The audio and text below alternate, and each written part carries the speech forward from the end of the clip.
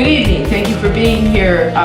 The weather is not totally our friend, but then water is good. Water is a good factor. In moderation, I would just like to say I'm having a flashback or two to a year ago. So in any case, we're really happy that you could join us tonight. This is an event, it's part of our partnership with Rocky Mountain National Park and the Southern American West, working together to celebrate, acknowledge, use as an occasion for reflection, what will be next year the 100th anniversary of the creation of Rocky Mountain National Park. And we have two representatives there, Rick and Barb, who are looking very, well, you're not looking like you're celebrating the centennial so much as looking vigorous and engaged, and as you would be for people coming from such a rich heritage of this park and the Park Service. And then next year, 2016, is the 100th anniversary of the creation of the National Park Service. So we'll just be observing and commemorating our heads off in the next year or two. And we're getting started in the most wonderful way with one of our Randy Jones lecture series. This is another collaboration between Rocky Mountain National Park and the Southern American West. And Southern American West and Rocky Mountain National Park remember Randy Jones very fondly and warmly. He was the superintendent of Rocky Mountain National Park. When I first met him, he went on to become the deputy director of the National Park Service. He was, if the Southern American West prides itself on a sense of humor, Rocky was a, Randy, that Rocky, he would find that funny. I think he would have to find that. He found my other stumblings in life funny, so we'll go with that. And he was just a very, very thoughtful person in the Park Service, thinking about the larger context of the park's work, thinking in the changes and transformations of the Park Service. So when he passed away, it seemed like an obvious and necessary thing to create a lecture series in his honor. So we are here remembering Randy Jones. Our speaker tonight is, I know Randy would be very happy with this arrangement, that to launch these pairs of centennials, we have brought Robert G. Stanton, and he is, I would say, his interesting history of failed retirements gives us very grounded testimony to his qualities and strengths and assets and character traits. He retired from the National Park Service, and then within months he was invited back to serve as the Park Service's director, which is a sequence that makes me think, maybe I'll send my resignation in and see what happens in a few months, but I don't think it would go the direction it went in Mr. Stanton's case. He also then retired as National Park Service Director. He served from 1997 to 2001, and then he retired again, and then within a few more years he was invited back to serve as a special advisor to the Secretary of the Interior, Ken Salazar. And now he sits there thinking he's retired, but we know how that works out over time, and I'm certain someone in the room has a plan. I have one or two myself, so, but now he thinks he's in a state of more leisure and rest. Do you think that? Which makes it very good news for us because we could recruit him to give this talk.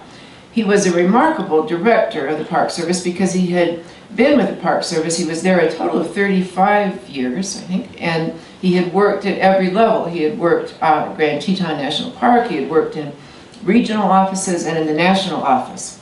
He had character quality in all of those locations of an appreciation of the value of teamwork, which is good, but then an extraordinary gift for bringing that capacity to work in teams without in any way sacrificing individual energy and originality and so on, but to bring that capacity for teamwork out in others is not as widespread in the human species as we might like, and somehow I think he should just be studied and captured for having that quality, and then the results of that study should be sent to Congress for their reflection on what it might mean to work in teamwork. We have a mutual friend, Richard Sellers, who in 1997 published a book, and we might hear more about that was quite a critical review of the lack of attention to scientific research and understanding in the national parks. And Dick Sellers was himself a national park employee and wrote, again, not an easy book for the Park Service people to take in. And I quote our speaker tonight, that, well, he'd barely taken office when Dick Sellers' book came out on these concerns about whether science got the power it should have in the National Park Service. And here's our speaker, a quotation from him. Seems odd to quote a speaker who's about to speak to you, but it's such an excellent line. One of two things could have happened. I could have, after he got Dick Sellers' book, I could have gone into denial saying that, well, we're doing the best we can, and then just happily float down the river. Or I could say that Dr. Sellers had identified areas for which we needed to be giving more attention. So Dr. Sellers, in fact, inspired not defensiveness in a public official, but a real embrace of his arguments and concerns and the creation of a new initiative in the Park Service, which you'll hear more about, the Natural Resource Challenge. Dr. Sellers, I don't know that you will share this with us in your remarks about it, but Dr. Sellers is not only a very remarkable writer and thinker about the national parks, he is an international expert on Elvis Presley, which I think gives him another dimension of credibility, but maybe it helps or maybe it hurts, I don't know. But I've always admired that about Dr. Sellers. I quote again from our speaker tonight, what's not fully realized and perhaps fully appreciated is the scope of the National Park Service responsibilities and the resources entrusted to its care. And this is, again, a speaker tonight who really took in that scope and thought in a bigger picture about all these pieces and parts. Where I think that is so conspicuous in his work is the way in which he paid equal and intense attention to the National Park Service as a place preserving nature, attending to nature and landscapes of beauty, but also the Park Service is a place very attentive to human history and to the sites in our nation in which human history comes to a concentrated place that demands our reflection. So, for instance, a site that he very much values is the making of Little Rock into a national place for historical contemplation. That Little Rock desegregation becomes part of our need to contemplate, which leads me to read a quotation which I think you might hear again from Director Stanton in the course of the evening, and in my opinion it's a quotation that we should hear a couple of times every evening when we're discussing history. This is from John Hope Franklin, the very noted African-American historian who served in various capacities with the guiding the park at Director Stanton's request. And this is, I think, a little bit of a paraphrase by Director Stanton. John Hope Franklin said, "The places that tell sad history are not places in which we are to wallow in our remorse, but rather be moved to a resolve to become better citizens." And if Director Stanton will join me in this, he will come back to Colorado and speak in Jefferson County on his next visit. And so now, ladies and gentlemen, join me in welcoming Robert G. Stanton, former Director of the National Park Service, longtime friend and associate of the Senate of the American West, speaking on our national parks, lessons in courage, diversity, justice, and environmental quality. Thank you very much. Well, thank you. Thank you.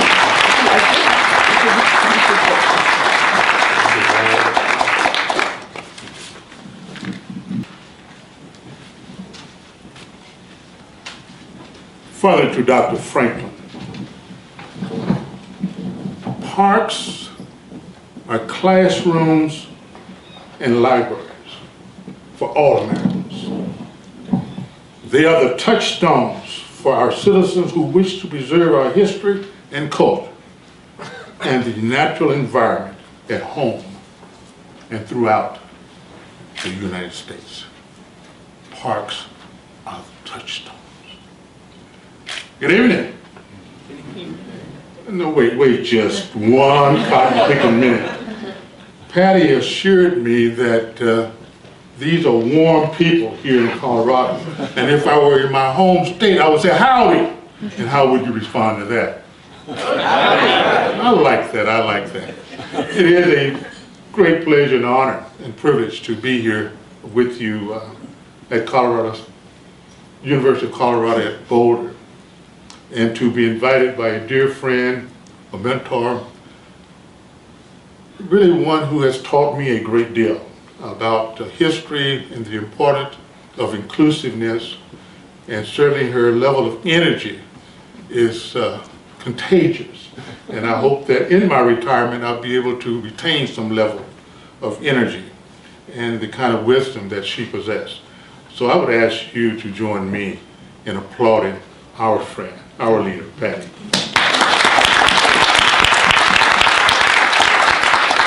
Certainly I'm pleased to acknowledge two of my colleagues, and I will not say former colleagues because the men and women of the National Park Service, the finest men and women in the federal government, bar none, will always be my colleagues. There's an agency in which I spent 35 years of my life.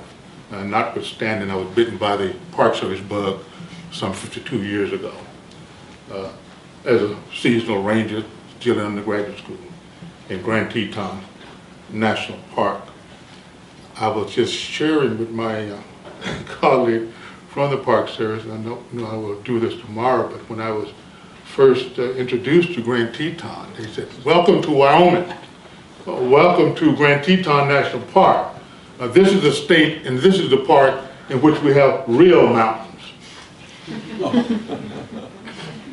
But here, now I'm in Colorado, the real mountain is Rocky Mountain, right?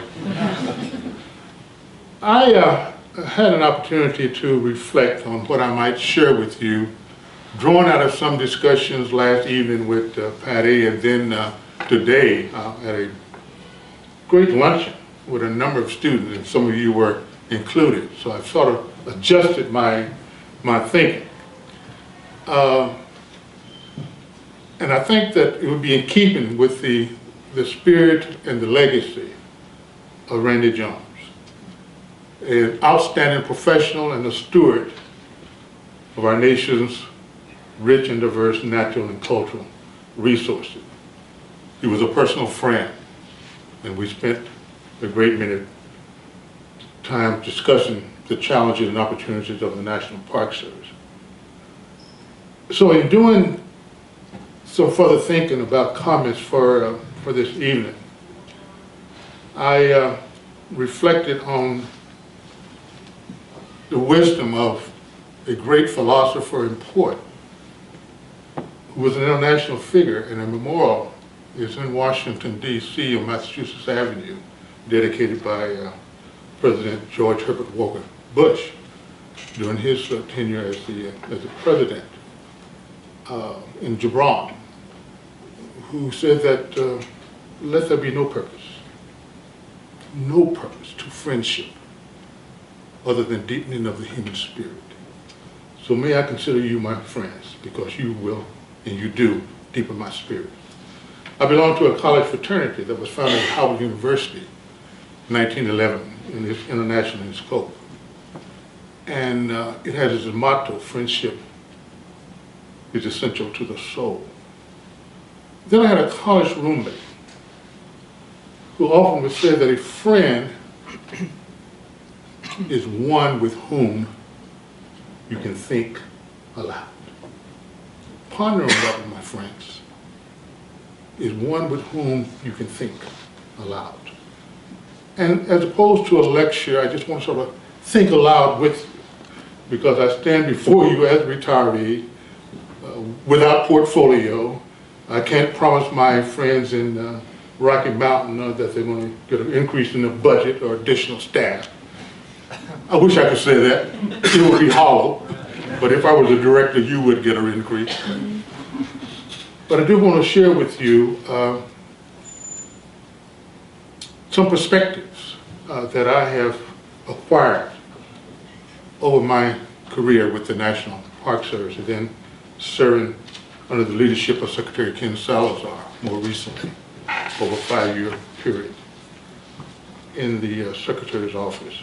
And hopefully those perspectives might be of some counsel, some guidance to you.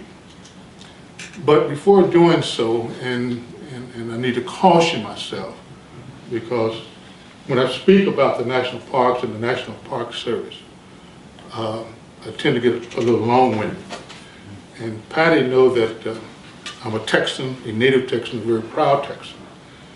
And I always try to honor certain characteristics of Texans. And Patty reminded me, he said, "Bob, you know that there are two innate characteristics of which Texans are known, and that's brevity and humility." And you exercise that, but not necessarily in that order.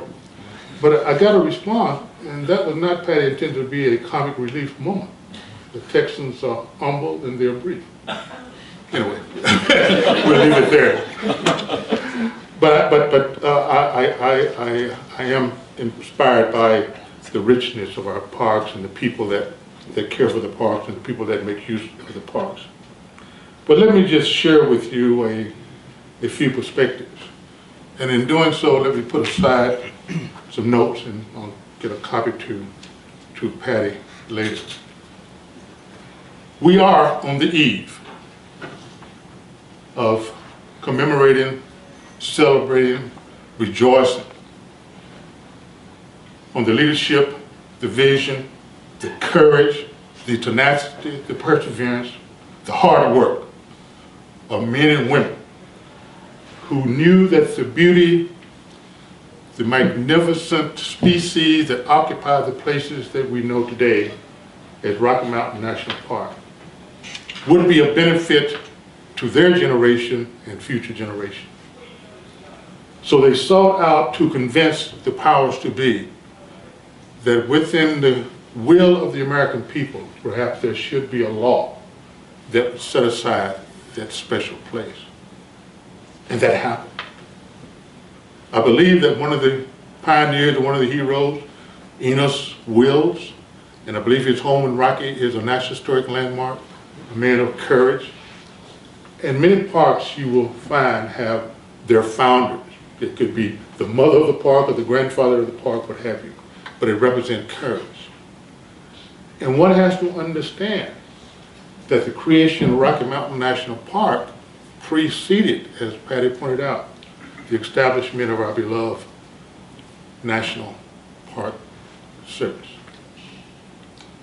But if you were to take a look at the letter and the spirit of the legislation establishing Rocky Mountain National Park, it is pretty much mirrored in the Organic Act establishing the National Park Service. That legislation commit us as a people and a nation to preserve in perpetuity those places called parks, monuments, historic sites, parkways, national seashores, national cemeteries. To preserve in perpetuity. No relaxation on that commitment. But one has to wonder, did the founders, those who inspired the legislation to be enacted in January of 1915, designated Rocky Mountain National Park, and later on August 25, Yellowstone, would envision the kind of society that we have today? Over 300 million citizens, in addition to the many international visitors we invite in annually. Would they envision that we would have a president called Dwight D. Eisenhower, had the idea that for at least defense purposes, we need to have a highway system in which we could quickly mobilize to move across lines. And today we know that at the interstate highway system, authorized by an act of Congress in 1956. And with the kind of automobile traffic that would engender, I wonder whether the founders knew that those kind of traffic patterns would evolve. But curiously, my friends, the legislation for Rocky Mountain National Park specifically states that all the regulations developed for Rocky Mountain National Park should include a provision that would allow for automobile use. I've looked at a lot of legislation, but there was somebody who loved cars. Take a look at the legislation. Encourage automobile use for Rocky Mountain National Park. I just thought that was interesting. Then if you were to move from Rocky Mountain National Park to the National Park Service, what had developed at that time was a realization that this whole idea of a nation cherishing its rich heritage would say that we're going to set aside these areas in perpetuity. And at the time that the National Park Service was established, there had been 35 parks created up to that time, but had no single management. You know, with Yellowstone floundering out there, needed some help, and the U.S. Cavalry came in to help. Same thing with Yosemite and Sequoia coming in to the care of the federal government. But here now you have the National Park Service that would encompass all of the parks that day and in the future. And it was sort of the thinking, I suspect, that outside of major Indian archaeological and structural remains, such as the magnificent, the international known Mesa Verde here in southern Colorado, there wasn't too much thinking about parks coming in that would sort of represent the people's side of our nation and our development. But the Park Service had a young director, the second director, who had worked for the first director. The first director, Stephen Matthews, the second director, Horace Albright. He had the vision, realizing that we were changing as a country, and that we were becoming more diverse, and that there was something about our history perhaps that should be preserved, the good, bad, and the ugly. And President Roosevelt was considering Franklin Delano Roosevelt was considering a major reorganization of the government. And you know, there were pros and cons about reorganizing the government, the kind of arguments we have today. But there was put in place a reorganization of the executive branch of the government in 1933 that tripled, almost tripled, the number of park areas for which the Park Service was responsible. Statue of Liberty,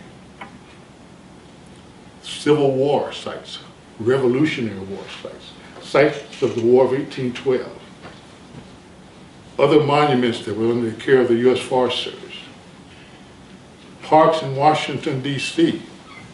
that were administered directly out of the White House, including the Lincoln Memorial and Washington Monument, all came to the National Park Service with the signing of the pen by President Franklin Delano Roosevelt. So that sort of set the Park Service on a different course to look at the cultural side of the development of this young nation. So fast forward, we have, I still say we, you folks in the Park Service, no, I said we, I'm still a part of it, administer 401 areas. Every state has a unit of the National Park System. Go into the U.S. Virgin Islands, Puerto Rico, American Samoa, and Guam. The National Park System is represented in those states. And today, including those cultural sites and historical sites that came into the park system, there undoubtedly are 2/3 of all the units represent something about us as a people. The good, the bad, the indifference, and the ugly. But each park is a lesson unto itself, whether it's the natural side of our history or the cultural side of our history. And then to reinforce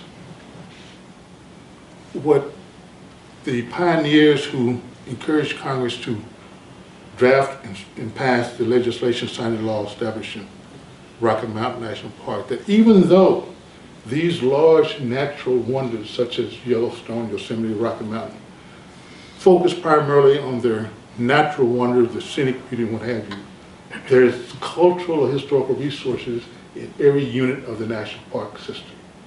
Every unit of the National Park System has something that speaks to the impact of man, which has not always been good, obviously. So later on, Congress said, let's get really real about this, representing the interests of the American people. So they enacted a number of acts dealing with antiquities and cultural resources, but the most sweeping was during Secretary Udall's tenure. It's called the Historic Preservation Act of 1966, which would make it what?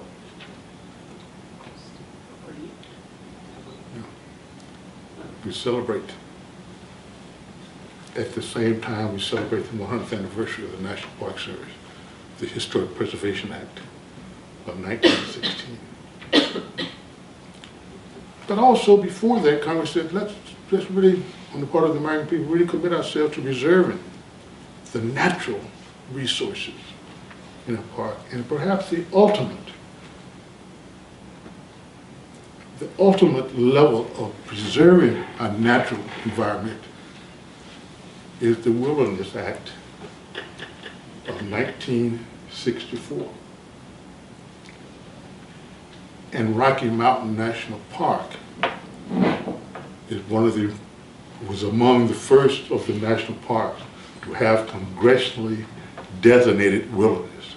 And by definition, there should be minimum evidence of the human impact in that area. And that represents the supreme level of preservation. And you always get proposals from somebody, well, they'll just stick an antenna, cut a road in there.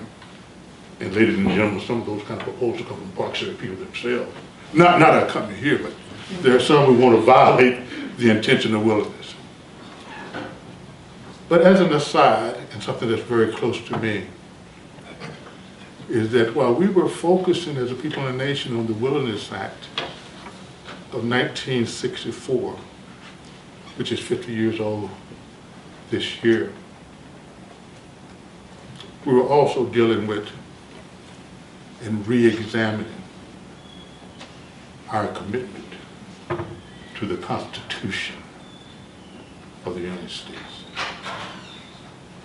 Re-examine our commitment to the Constitution of the United States to see whether or not we could live up to the letter and the spirit of the 14th Amendment. The 14th Amendment, which states that all citizens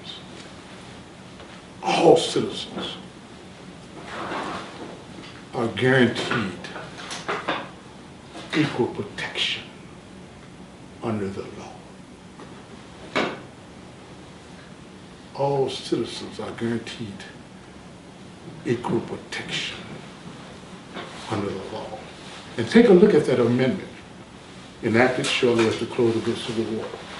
And it states that Congress shall enact legislation to enforce the letter and spirit of that amendment. But we were slow, very, very slow.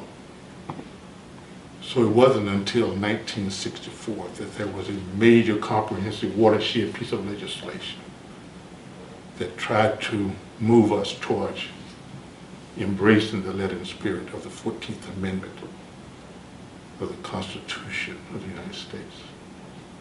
And there are areas in the national park system that we commemorate.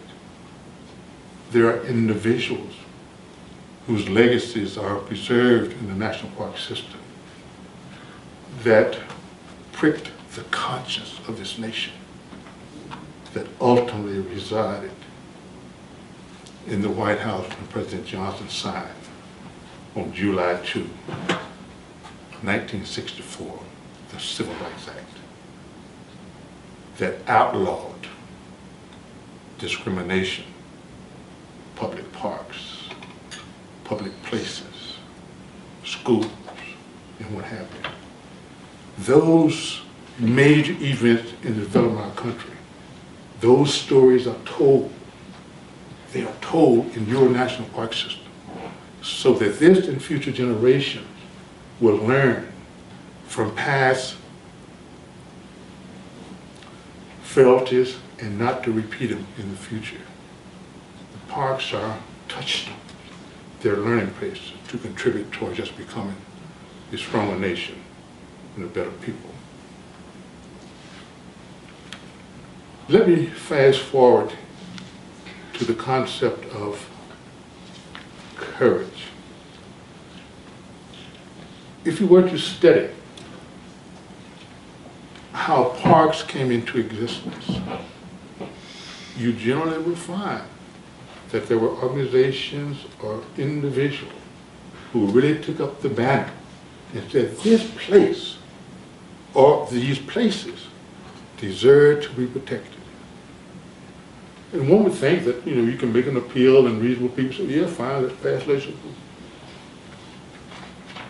The legislation creating Rocky Mountain National Park had to take, I think, 5 to 6 years. Continually fighting, until the will of the American people really manifested itself in Congress passing the bill. Take a look at the testimony and the difference of opinion about should there be an agency called the National Park Service. And even there was some difference of opinion within the federal government about park service having that responsibility.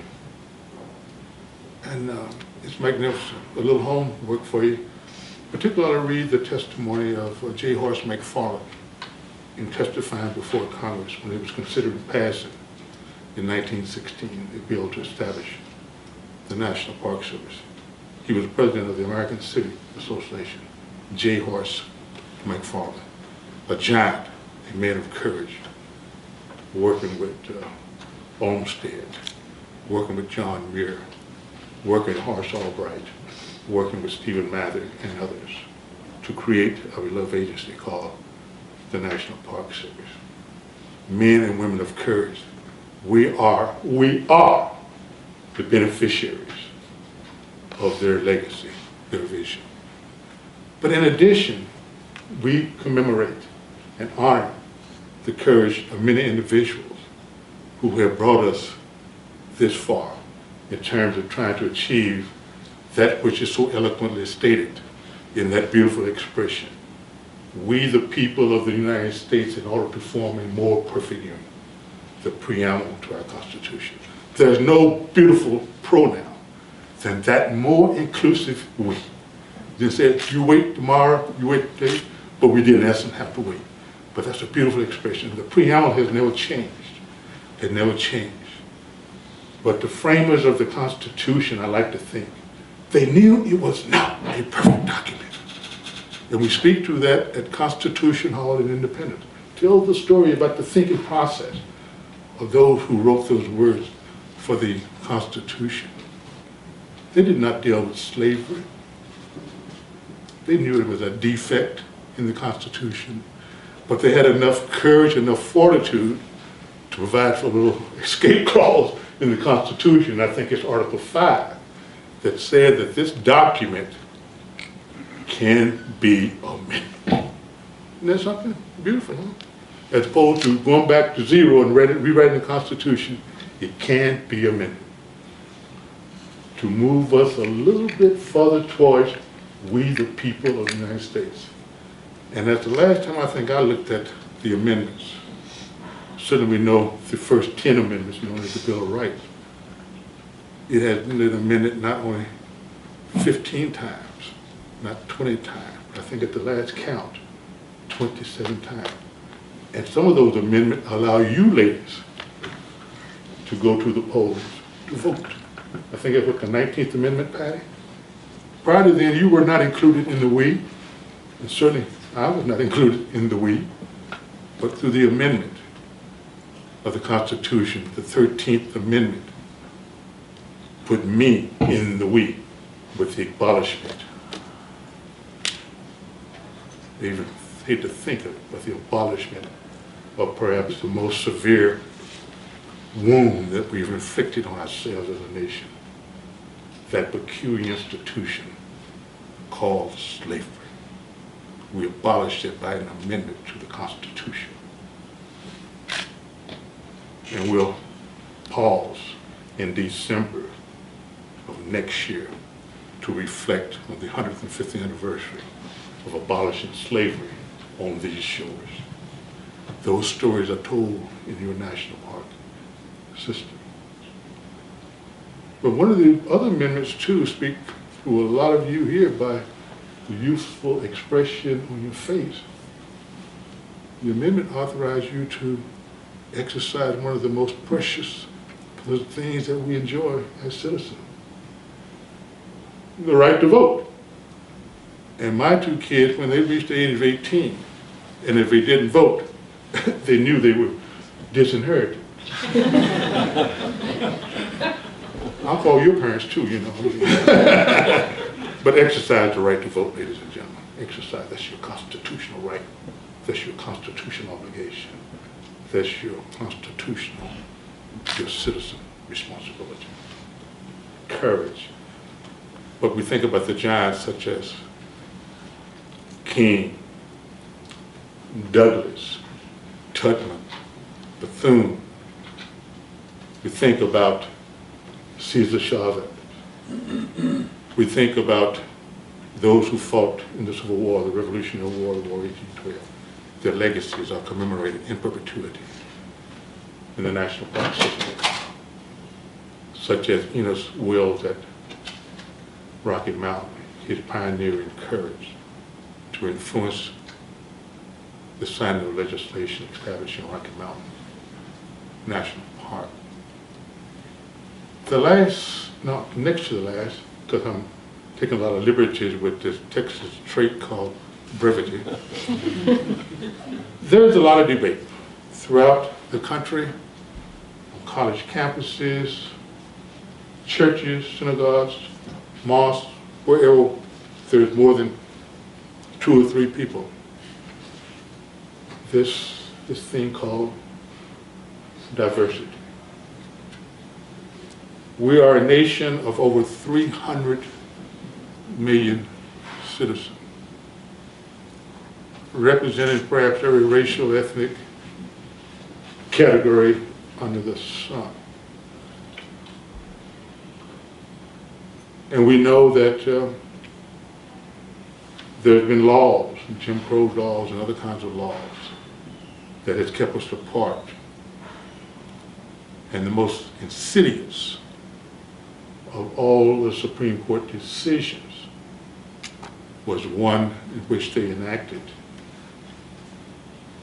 1897, something like that, called the Plessy versus Ferguson, which stated that it was okay to have separate but equal facilities. That was my childhood. That was my young adulthood in segregated Jim Crow Texas. Separate but equal. Parks, schools. No such thing existed before this. Separate but equal. But I would just share with you, because out of all my work, all of my discussion, all of my thinking out loud with friends, all of the workshops, all the teachings, the wisdom of so many people, on this whole question of diversity, I have not found a better definition or explanation of what that is all about than from a wisdom of one of this nation's most greatest sons, who was born into that institution of slavery on the eastern shore of Maryland, grew up to be the most eloquent spokesman, a fantastic writer, an unwavering commitment to equality, to justice, a personal friend, confidant of President Lincoln, who once described he is perhaps the most meritorious man whom I have ever met. To have the President of the United States have said that about one who was born into that institution of slavery. And I'm going to find his wisdom that I will share with you verbatim. And I would venture to ask each of you, as you consider and as you seek out your understanding and those that you think can give you some counsel on that whole concept of that notion about diversity of us as a people. Come to me if you find something better than what Mr. Frederick Augustus Washington Bailey Douglas said over 100 years ago. And Mr. Douglas's home in Washington, D.C. is a National Historic Site. And I often say that Mr. Douglas and I met the National Park Service in the same year. I donned the green and gray in Grand Teton, June of 1962. On September 5, 1962, President Kennedy, John F. Kennedy, signed legislation passed by Congress designating the Douglas home as a National Historic Site. And I quote, "Our best and most valued acquisitions have been obtained either from our contemporaries or from those who have preceded us in the field of thought and discovery. We have reaped where others have sown, and that which others have sown we have gathered. It must in truth be said that no possible native force of character and no depth or wealth of originality can lift a man into absolute independence of his fellow man, and no generation of men can be independent of the preceding generation. The brotherhood and interdependence of mankind are guarded and defended at all points. I believe in individuality, but individuals are to the mass like the waves to the ocean. The highest order of genius is as dependent as the lowest. It is like the lofty waves of the sea, which derives its power and greatness from the grandeur and vastness of the ocean, of which it forms a part. We differ as the waves, but we are one as the sea." That's diversity, my friends. Whether we like it or not, we are one as the sea. We are as one as the sea. The wisdom of Mr. Frederick Augustus Washington Bailey Douglas. His memory, his legacy preserved in your national park system. I will close just with two other points. One, again, is on the natural resources entrusted to the care of your National Park Service. For a long period of time, we thought that the scenic beauty and the magnificent animals and plants, if we could see them and they look healthy, we're doing our job. I mean, we are preserving nature, but everything looks good. But we only saw a minuscule percentage of all the species for which the law said we have a responsibility to protect and preserve. We didn't see that little snail darter. We didn't see the copperhead in Big Bend National Park. And we even thought that perhaps some animals were bad. I mean, why would you want to have wolves in the Yellowstone ecosystem taking down a cute little elk? Get rid of the wolves. And we did by national policy eradicate indigenous species because we thought we were preserving nature. In Teton, as an example, we spent millions of dollars combating the so-called pine bark beetle, an indigenous species who had every right to eat and live in that park as anything else. But it made the trees look bad to the visitors.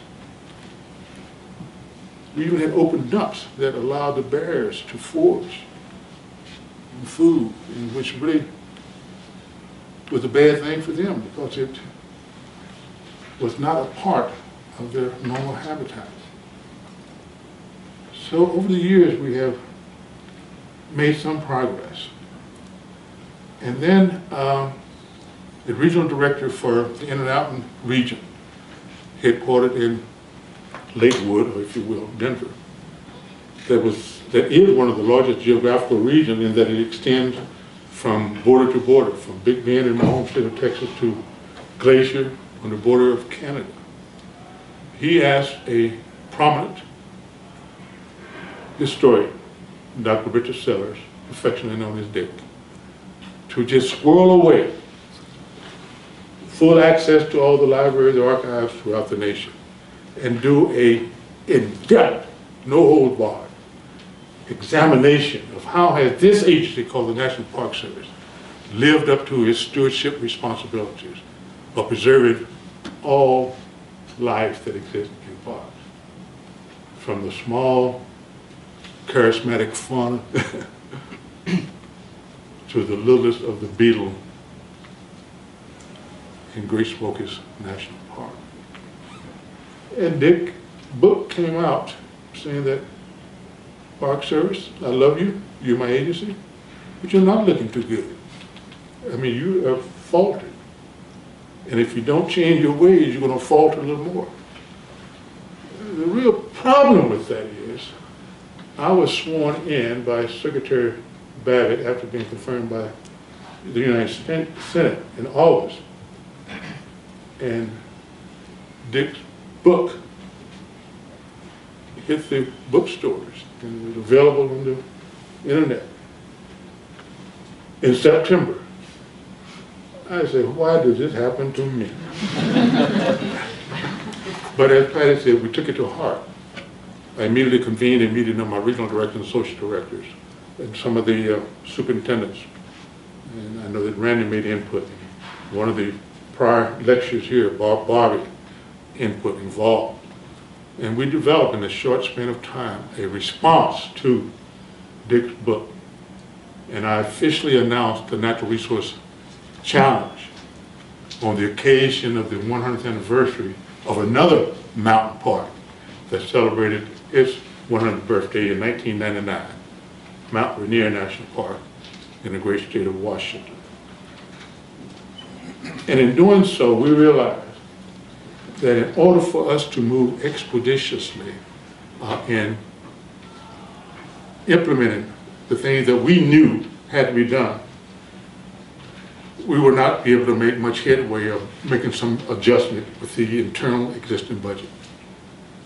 But because of the commitment and the compassion and passion that was shown to our commitment to move forward with support from partners such as the Center, all kinds of conservation organizations, we were able to get strong bipartisan support. And as soon as I got the word out of my mouth there at Mount Rainier, Congress was marking up an appropriation, I believe, between 12 to 14 million new dollars. She said, Park Service, we're going to give you some money, some new dollars, if you are committed to being better stewards in preserving nature in the national park, which is the title of Dr. Steller's book, Preserving Nature in the National Park.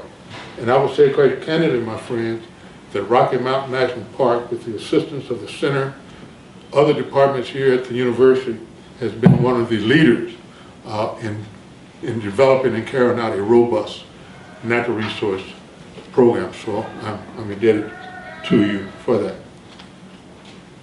I am pleased that my successors, Fran Manella, the 16th director of the Park Service, and her successor, Mary Bobar, the 17th, and now our current director, the 35-year veteran, John Jobs, all have embraced the letter and spirit.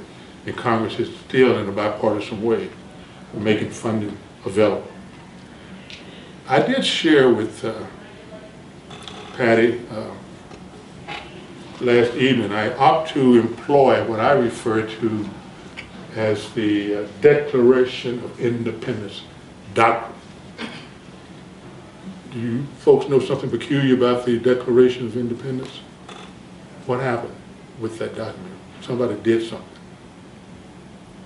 What is one of the most precious things that you can do? You can sign something, right? Yes? How many signed the Declaration of Independence?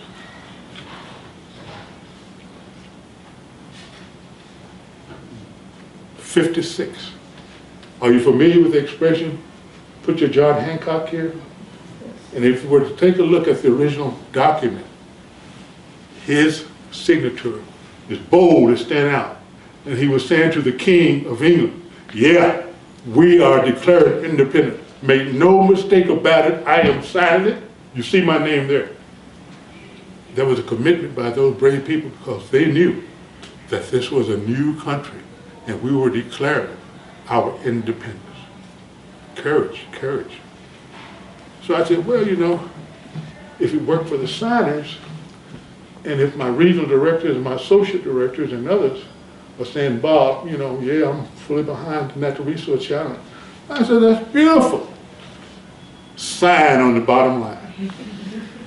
So the Natural Resource Challenge, as we initially presented, on a very quick turnaround time, very modest document, but it's, and if you want to state something forcefully and eloquently, you don't reach on the brevity part, you do it succinctly.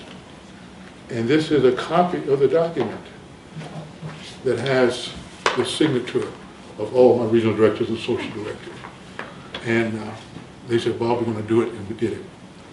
And that is a testimony, I think, to the professionalism and the capabilities of the park service. I will send a copy to Patty to share with you because there is a supplemental document in which we delineate some of the major action items that will carry us forward with respect to preserving nature in the national parks. Let me close, my friend, because I've overrun my stay. I have been blessed in my tenure to have the wisdom, the guidance, and support of many outstanding conservationists. One among those was my Secretary of the Interior, Stuart Lee Udall, who made possible my appointment as a seasonal ranger in Grand Teton National Park. And I just want to share with you something about Secretary Udall. He served 8 years. In other words, President Johnson retained him after the assassination of President Kennedy. And I don't know if I can put my hands on it right now, but I'll share it with Patty, because I think it says something about Secretary Udall. Because all the cabinet heads visited with President Johnson about a month before the end of President Johnson's administration. And here was a young cabinet person. And if you were to take a look at major legislation enacted on his watch, I mean, he had a lot to boast about. The Wilderness Act, the Historic Preservation Act, the Land and Water Conservation Fund. Oh, God, I mean, just unbelievable. The Redwood Protection. The largest number of national parks created ever within any one given administration. Over 60 new parks representing our rich natural and cultural diversity, including performing arts venues. He had a great deal to boast about. But here's what he said, because he had monthly press conferences there at Interior, and they were open to employees. And I was in the Washington office at the end of that administration, and I sat in on that press conference. And let me just share with you his perspectives, his sentiments, and you could perhaps understand why he is one of the more legendary of all the secretaries. In fact, shortly after he passed, Congress enacted legislation naming the Department of the Interior building in his honor. So those who go to the Department of the Interior today, tomorrow, years to come, they'll be going to the Stuart Lee Udall Department of the Interior building, so authorized by an act of Congress. Here's an exchange between Secretary Udall and one of the reporters. The question from the reporter: Mr. Secretary, this is rather a broad question.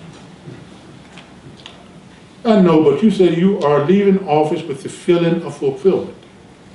Could you outline a few of the major accomplishments in your feelings of the last 8 years? Secretary Udall responds, Well, the record is written, and most of you regulars, meaning the regular reporters, here have your own views on this, and I would rather not beat my breast or boast this morning. But I did say to President Johnson when I talked to him in October and made my presentation, all of us in the cabinet made a presentation to the president about what we thought we had accomplished and what we thought was going to be or would hope to be done in the next 5 or 10 years. And I told him I thought it may be, looking back 25 years from now, they might say that our most important contribution was not any particular law that we had passed, the foundation legislation or control of pollution or wilderness bill or redwoods or things like that, but that we had changed with the help of a lot of people. We have played a major role in helping change the thinking, the outlook, the attitude of the country, and that the total environmental concept of conservation, which everyone now accepts, that may be an important legacy as any specific thing that we have done. We have changed the thinking, the outlook, the attitude of the country that now embrace that beautiful concept of conservation. I would venture to say, my friends, that would be hopefully one of the outcomes of pausing to celebrate the centennial Rocky Mountain National Park, is that programs and activities will evolve that have a broader spectrum of the American people to take a more positive look about this thing called conservation, take a more positive role in supporting and in use of their national parks. Park preservation starts in the minds and the thinking of the people. That's what conservation is all about, our attitude of thinking. And once that's right, appropriate action will follow. I salute you, my friends. I admonish you, I encourage you, I inspire you, in the words of the director of the National Park Service, who served under the leadership of Secretary Stuart Lee Udall, a native son of South Carolina, and he served, I believe, 8 years in the Johnson Kennedy administration, then 1 or 2 years in the Nixon administration.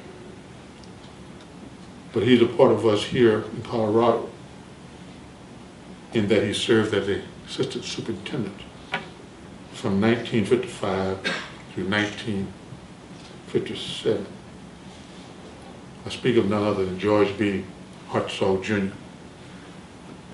And in his book, and I would encourage each of you between class assignments to read it, it's called Battling for the National Parks. And Director Hartzog had a lot to do in my career personally, appointing me to my first superintendency in 1970, a giant of a fellow. And I'll quote from his book: "Preserving the national parks is a compact between the past and the present. The obligation of the contract is that these inherited treasures shall be passed on unimpaired for the enjoyment of future generations.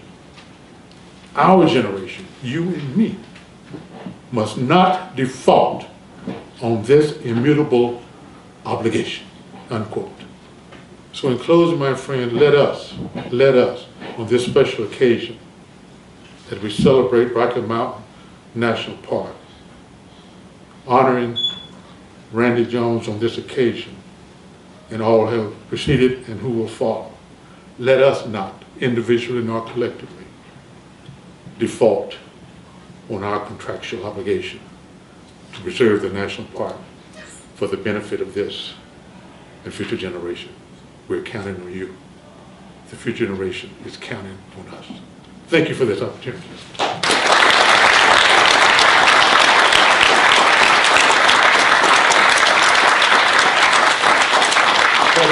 happy to answer any questions or comments. Yeah. Questions? Yes. The Frederick Douglass excerpt that you quoted, what was that from? Do you know? Yes. He developed this as a speech probably in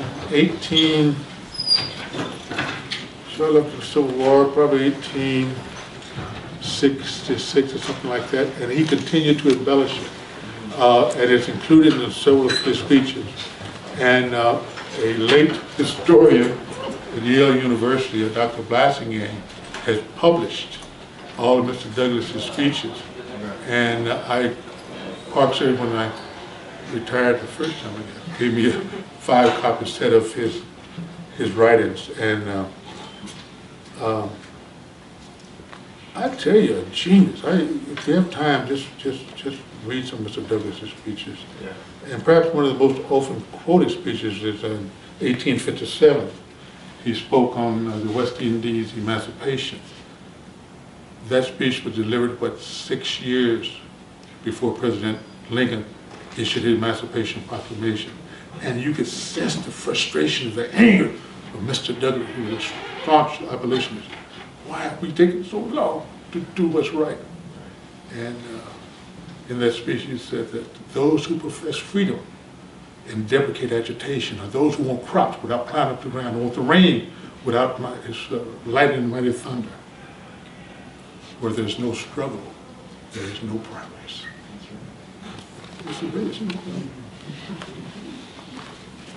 You got me on a roll now. We just celebrated the 50th anniversary of the March on Washington and Dr. King. I have a dream speech, and it leadership is intergenerational, and it just sort of blows me away, the commonality of thinking. When Mr. Douglas wrote that speech in 1857, Dr. King almost paralleled that in his famous letter from the Birmingham jail, in which he was really concerned. In fact, he was angry that his own fellow members of the cloth did not recognize the importance of seeking justice, equal opportunity. And they would tell him, Martin, hold back, let's go a little slower here. And he could not understand that. I mean, read that letter, the letter from the Birmingham jail.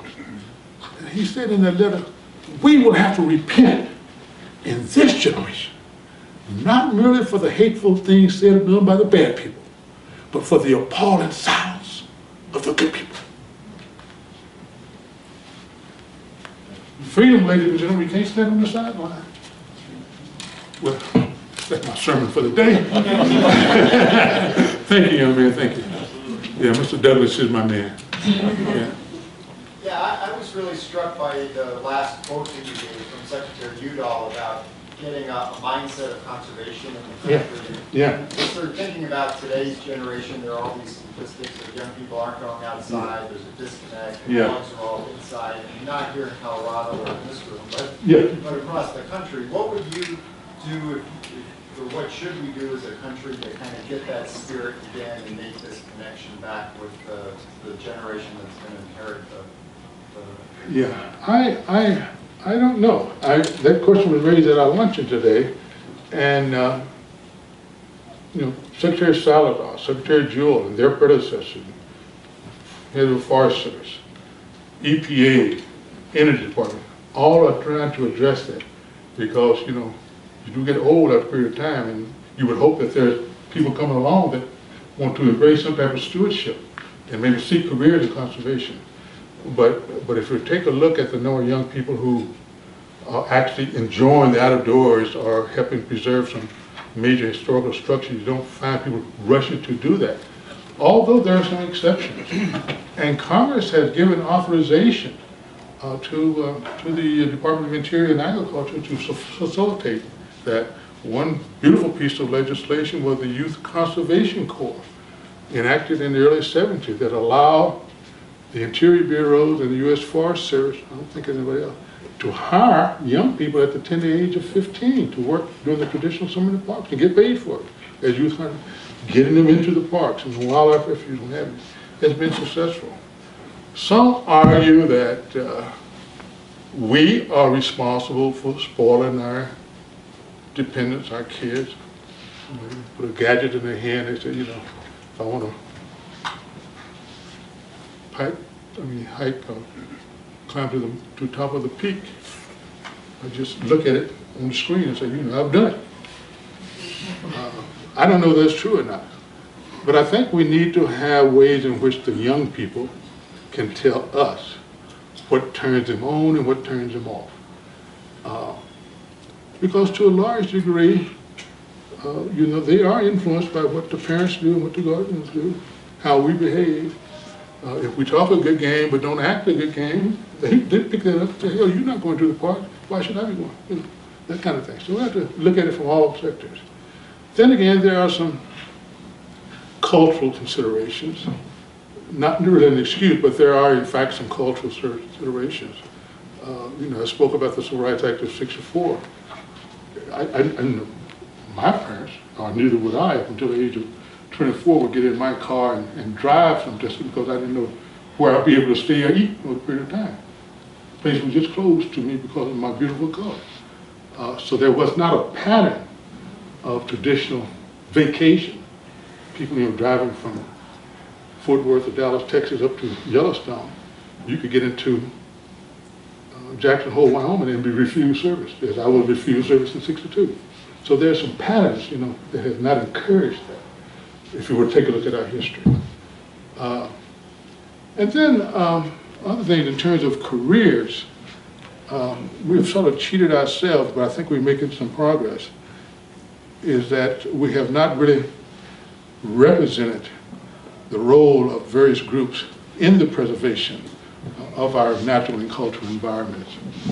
You know, as I read all the textbooks and what have you, you know, I didn't read anything about the Buffalo Soldiers preserving Yosemite and Sequoia before there was a National Park Service. You know, we did that. We did that. And you know, had that been in the textbook when I was in the separate but equal schools in Texas, that would perhaps give me a little bit more enlightenment. So there's a lot of things that we are making up for today. You know. But I'm encouraged by the commitment by my fellow colleagues in the Park Service and other bureaus of reaching out and engaging our young people. And there's a large number of conservation organizations that are committed to that. But it's an international challenge. I had the opportunity to attend my second World Parks Congress. The second World Parks Congress was co-hosted by Teton and Yellowstone. You notice I put Teton before Yellowstone. Real mountains.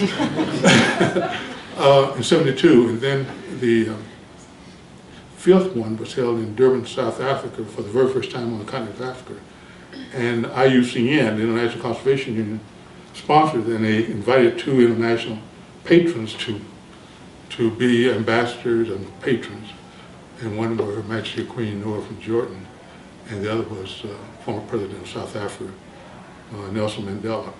And he really sort of set the tone for the two-week conference in which there were 150, 160 different nations participating. He said, if we do not involve our youth in conservation management, we will not succeed in our efforts to preserve nature nor humanity. So, you know, he eloquently stated, if we don't get young people involved, you just sort of write these parks off. There's nobody going to take care of them. You know, I'll be home playing my favorite video game. You know, I mean that's the bottom line. There has to be an investment into the future because there has to be somebody that's going to pick up the mantle. And it's this and future generations have to do that. So I really appreciate that question. Others? Yes, ma'am. I'm wondering what you had reported to you or observed in the way of visitor response to sites of unhappy history, where citizens were asked to see what they might not have wanted to see and to think about that. And I'm wondering the struggles and concerns about interpreting the Civil War parks. That seems like a place where you got some pushback. But my own experience at places that are sad stories or disturbing stories, it seems like the visitors are very responsive and receptive. And I don't know what gets written in comment books, but what happens when you offer the American people a chance to look clearly at a tragedy or whatever. And I do want to say that you should be, well, I already told you that, but I'll tell you this more loudly so we can hear you, that night before last we heard Tom Thomas from the National Park Service talk about the interpretation and management at Sand Creek, and I think you would have been very proud of that and the courage. So, but I'm just wondering, what came to you as director or through your whole career when people were asked to look at something uncomfortable? Did some percentage say, don't do that? And what was the balance on that? What was the name of the movie? You Can't Not Handle the Truth? Yeah, I think we've shortchanged ourselves, Patty, of making some perhaps unilateral or internal judgment that, the people are not ready for the truth. And this goes back because the textbooks were not telling the truth about the evolution of our history. So there was some pushback from people who want to have a closed mind and say that, I was taught this, I was taught the truth as I was taught at that time, and what you're saying, I'm just not going to buy it. So you'll have some of that. But by and large, if you can present it in a scholarly, fact-based way, people might cringe and yeah. But the textbooks, I mean, I hate to make these continuing personal reference, but I can just attest to it. You talk about the John Brown raid in Harper's Ferry. Mr. Douglas said that was really at the beginning of the Civil War. I didn't read in the textbook that there were 6 of young African Americans my age at that time who were part of the John Brown raid. You didn't read that. It was not in the textbook. So people are more enlightened about the truth, which is not beautiful in all occasions. And I would certainly have to give Director Jarvis credit that he and his people stand on the forefront on that. And certainly in this era of commemorating the Civil War and all that it brought, he's been open with that story. And we have a memorial authorized by Congress in Washington, D.C. that speak to the over 200,000 African Americans who fought with the Union forces in the Civil War. And 2 of them were the sons of Frederick Douglass. I didn't read about that in the textbook. 5,000 African Americans who fought with General Washington in the Revolutionary War. I didn't read about that in the textbook. One of the areas that I'm very proud of through the leadership of Secretary Salazar was Cesar Chavez National Monument in California. A courageous man fighting for the rights of the farmers. And there was an exchange between him and Dr. King about staying true to his struggle. So there needs to continue to be the scholarship and the delivery of that scholarship to the masses, as it were. With respect to Sand Creek Massacre, it was really a pleasure and a privilege to work with former Senator Ben Nighthorse Campbell, who was the principal author of that legislation that was enacted. The legislation was approved by Congress, signed into law while I was director, but the park was not dedicated because there was a provision in the legislation that certain land mass had to be acquired before it could be officially dedicated to the unit of the park system. Yeah. One of the things that you might just want to think about in terms of the awesome responsibility of the park system, of telling the full story and what have you, is if you think about the Park Service, you got a staff of about 20,000 employees, including permanent, seasonal, temporary, budget, inclusive of land acquisition, development, operation, about $2.3, $2.4 billion. Then you get another $150, $180 million through fees, and then you get it from concession, franchise fees, and what have you. So pretty sizable budget. But there's one thing that the American people, through legislation, has not empowered the director of the Park Service to do. He or she cannot unilaterally establish a unit of the National Park System, nor can he divest his or her interest in that park. When that park is established, either by presidential proclamation under the Antiquities Act or by legislation, that director of the Park Service has, by law, perpetual responsibility to take care of that area to the best of his ability, with or without money. Awesome responsibility, awesome. And the Park Service does a magnificent job. Yes, sir. So I think we can be proud of our preservation of parks in America. How can we encourage that in developing countries in like the face of industrialism? Yeah, I appreciate that. It is amazing about the park idea. You know, with Yellowstone, they've been proclaimed as the world's first national park, where a nation declared that for the public, not for any particular group, that it's going to be a treasure.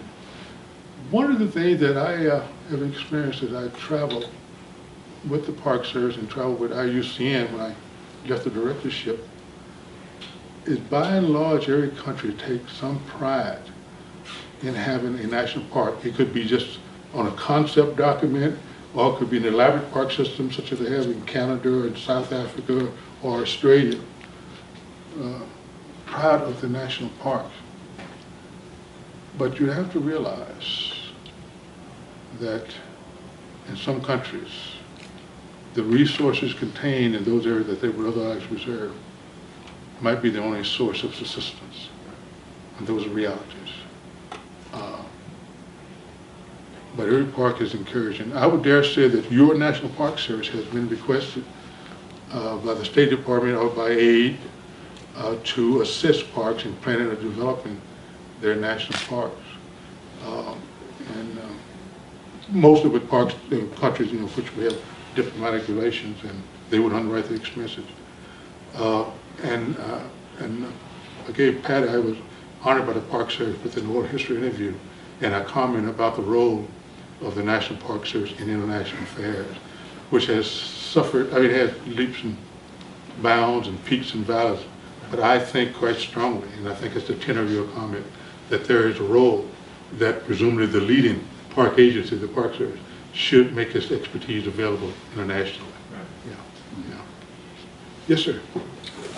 So I asked this with the optimism and hope, but what do we do about the $12 billion maintenance backlog that is currently? Is there another question?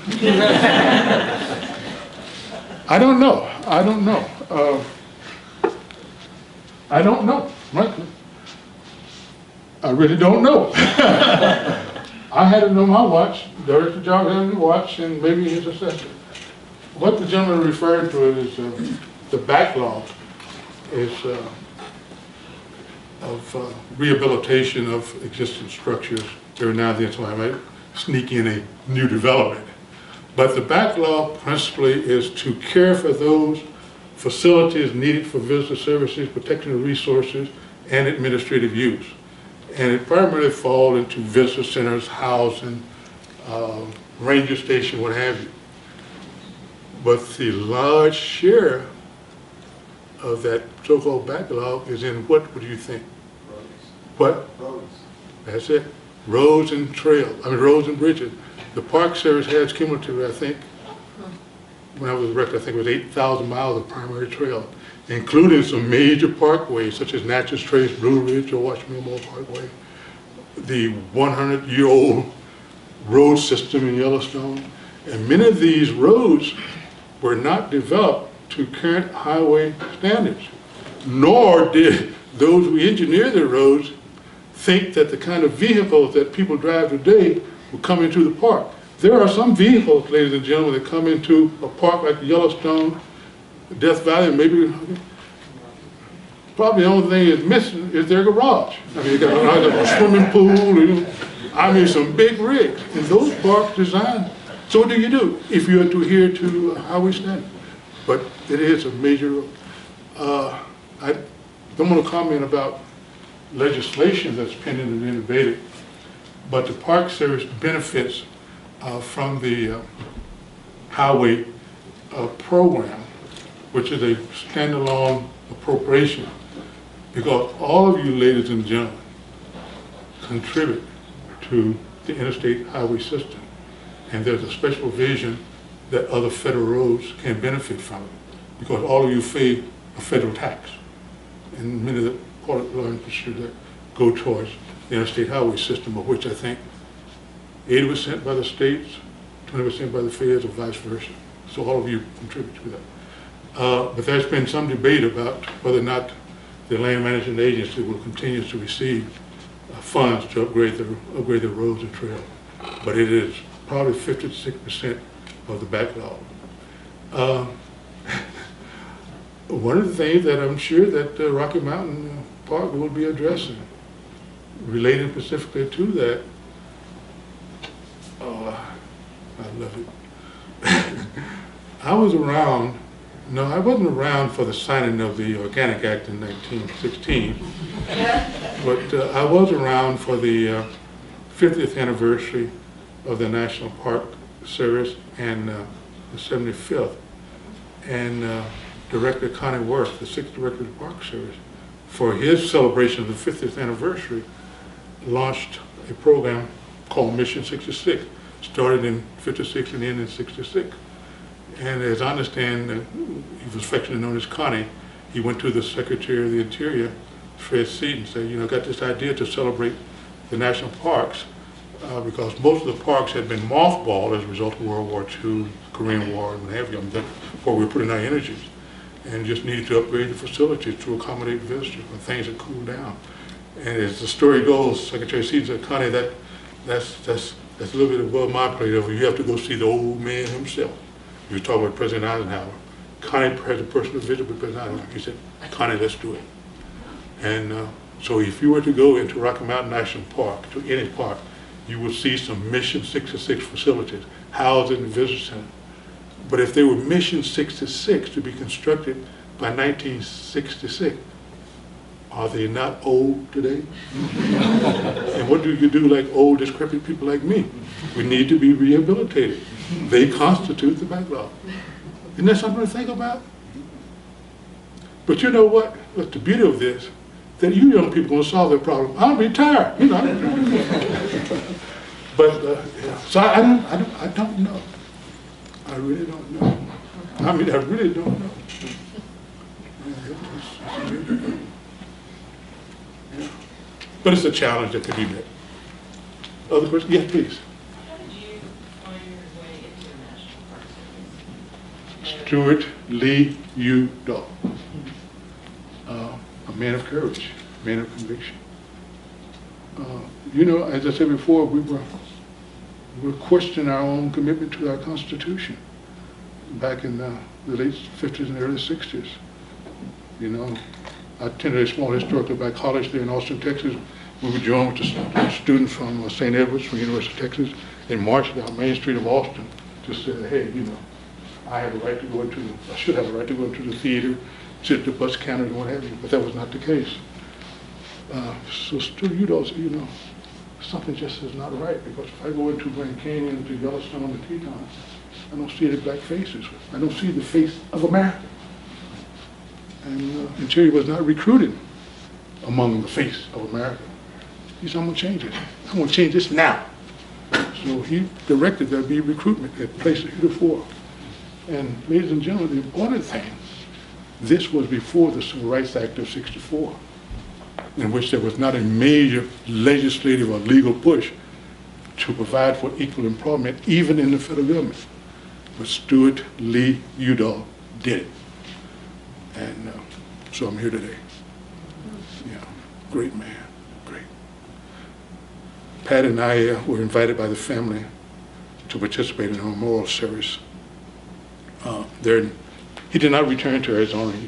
He settled in New Mexico, and one of his passions was to help American Indians.